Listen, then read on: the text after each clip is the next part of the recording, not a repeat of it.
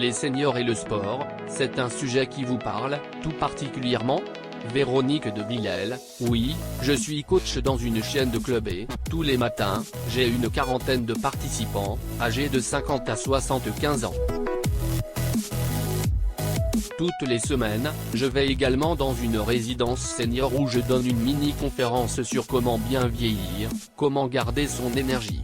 Et puis on passe aux exercices. Toutes les semaines, je vais également dans une résidence senior où je donne une mini-conférence sur comment bien vieillir, comment garder son énergie. Et puis on passe aux exercices. Certains sont centenaires, mais ils participent tous. J'ai une certaine énergie, de la conviction, j'ai donc le sentiment qu'ils vont m'écouter.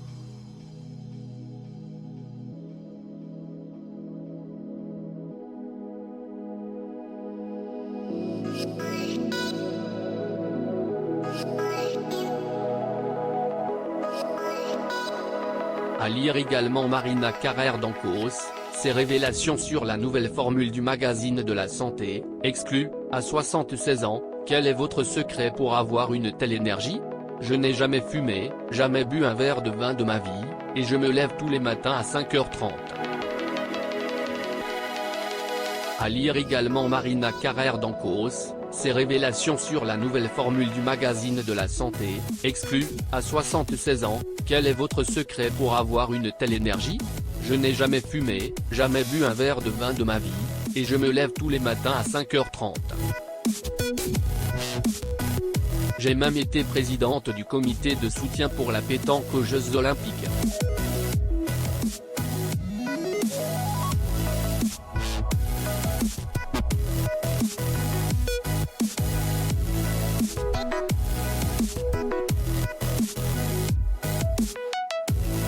Mais, hélas, c'est le breakdance qui a été choisi comme nouvelle discipline. Vous êtes aussi très active sur le plan associatif.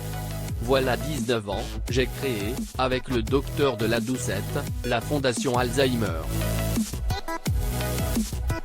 Nous organisons chaque année un gala, et j'animerai le prochain en mars, sur la scène de l'Olympia, à Paris.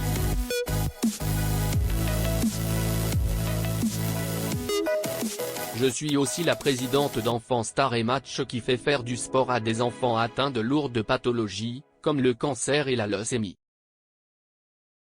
Je suis aussi la présidente d'Enfants Stars et Match qui fait faire du sport à des enfants atteints de lourdes pathologies, comme le cancer et la leucémie. Votre engagement vous a d'ailleurs valu d'être décoré par 2 présidents. Vous ont-ils proposé un ministère? Non, mais ça m'aurait beaucoup plu.